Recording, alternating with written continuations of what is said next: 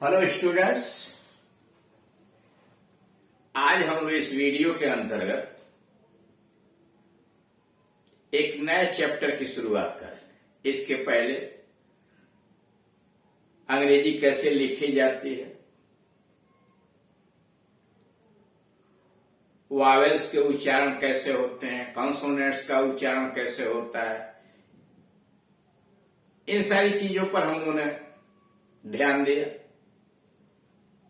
अब यहां से इंग्लिश के अल्फाबेट के माध्यम से वर्ड जो बनते हैं, शब्द जो बनते हैं, वो शब्द क्या होते हैं, फ्रेजेस क्या होते हैं, क्लास क्या होते हैं, सेंटेंस क्या होता है, सेंटेंस के कितने भाग होते हैं, उसका निर्माण कैसे किया जाता है, आदि आदि विषयों से शुरुआत करें,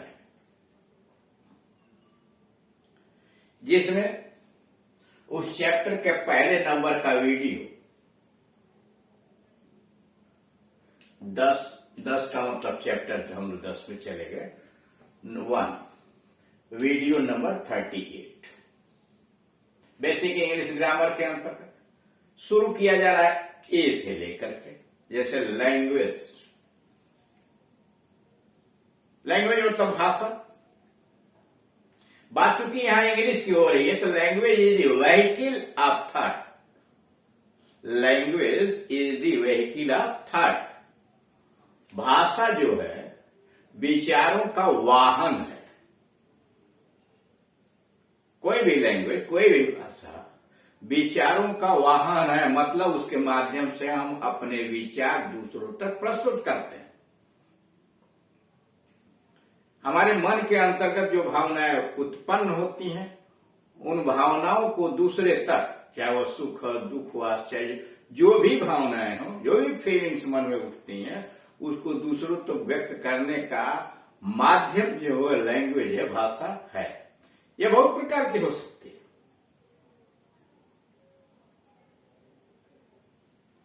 सांकेतिक भाषा, बोलने वाली भाषा, लिखने वाली भाषा, मतलब अपने विचार को जिस प्रकार से आप दूसरों तक पहुंचा सकते हैं, वो एक लैंग्वेज हो जाए। लेकिन जो चीजें लिखी जाती हैं, बोली जाती हैं जिस भाषा के अंतर्गत, वह विश्व में कितनी है, एक तरह से अनगिनत समझ। अन्य की तुलना भारत जैसे देश के अंतर्गत कम से कम 30-40 भाषाएं।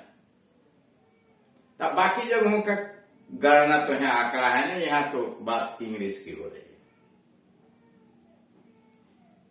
कोई भी साहित्य टीका होता है अपनी भाषा के आधार, भाषा की लोचकता के आधार।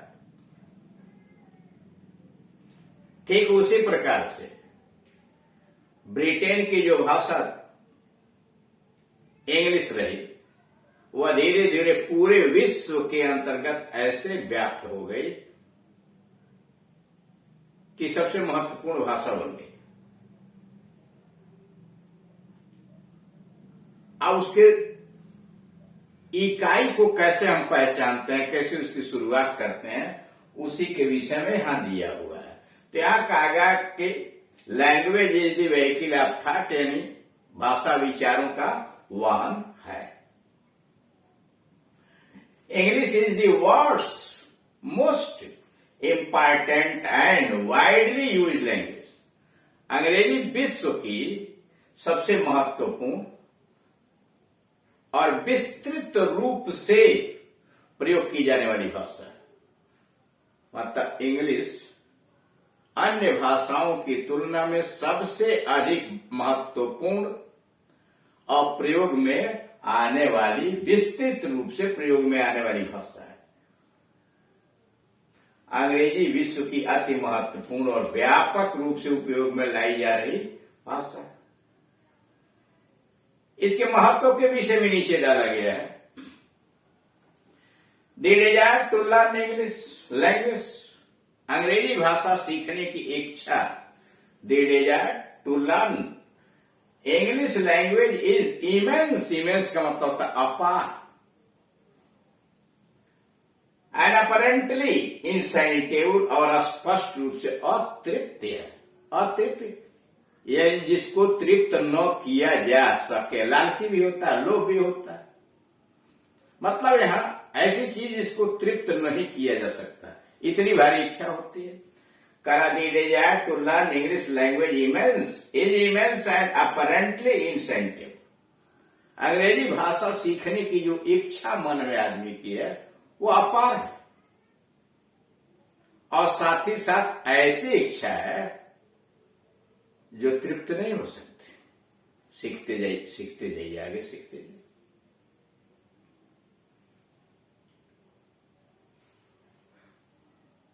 इट इज टॉप रिक्वायरमेंट, यह सबसे बड़ी जरूरत है। टॉप रिक्वायरमेंट, यह सबसे ऊंची जरूरत है। It is a top requirement of those, उन लोगों के लिए अत्यधिक आवश्यक चीज है। जरूरत है क्या?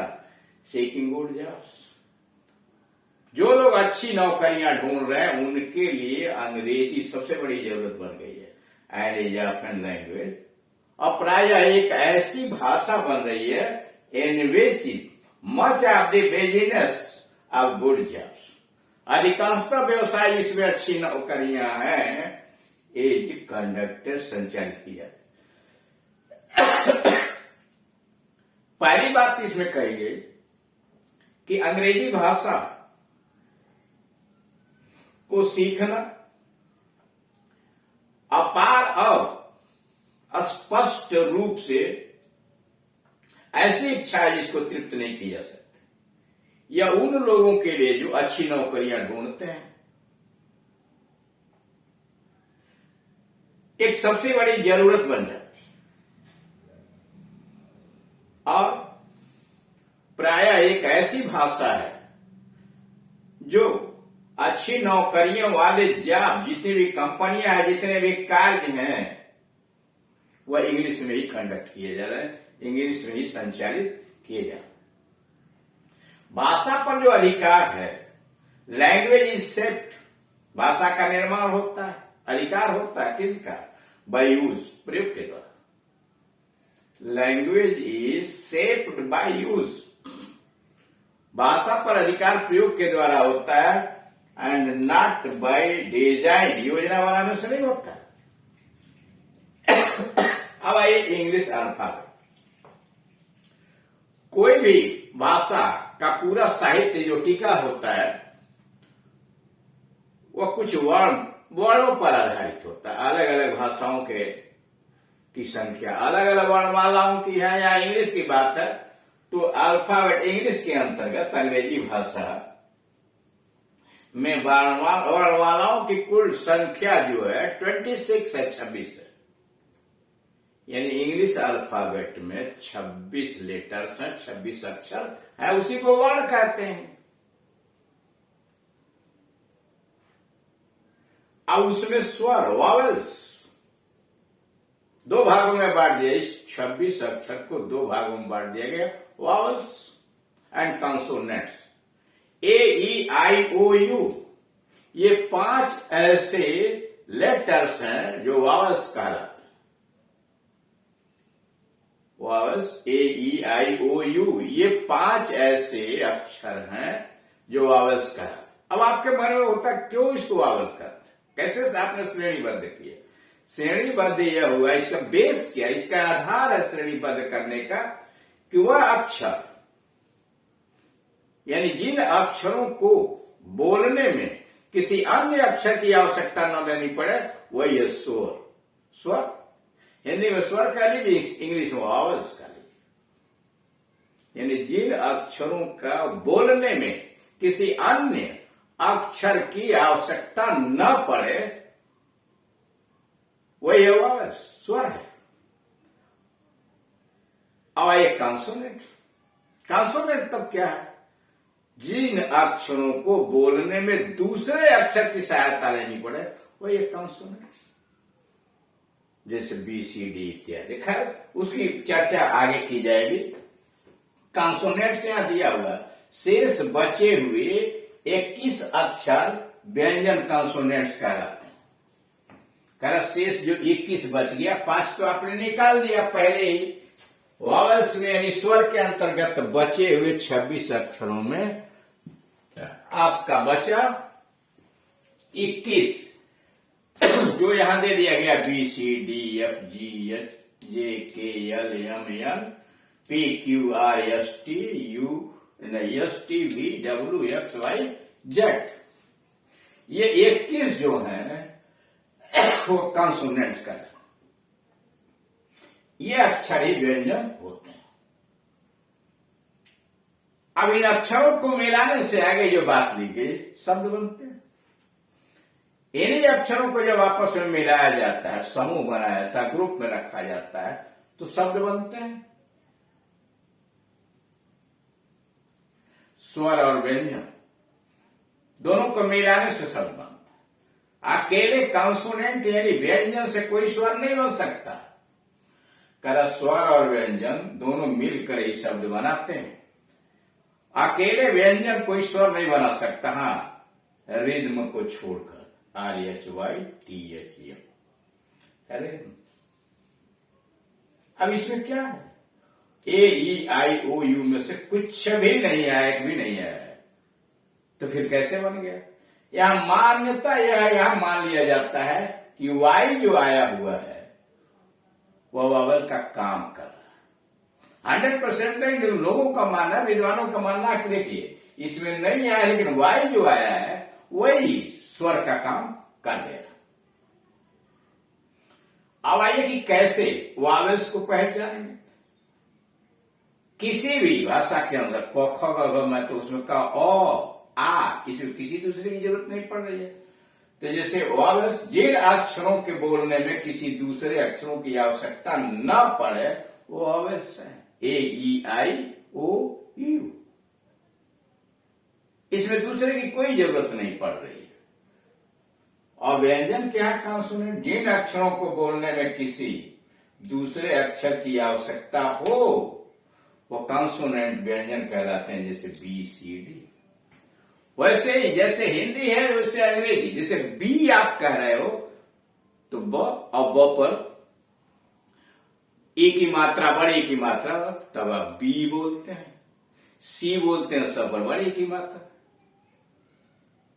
यानी जब आपको बी कहना होगा तो उसमें ई लगाना होगा। क कहना होगा तो क में अ आप जोड़ रहे हैं तो क हो रहा है। तो इसीलिए उसकी आधार पर बंटवारा करे जाए। हिंदी में अ आ ई इत्यादि कर लेते हैं, इसमें AEIOU। तो इस प्रकार आपने देखा कि इंग्लिश एक महत्वपूर्ण भाषा है जो पूरे विश्व के अंतर्गत उपयोगिता के आधार पर सबसे बड़ी जरूरत बन गई और नौकरी पेशा करने वाले के लिए।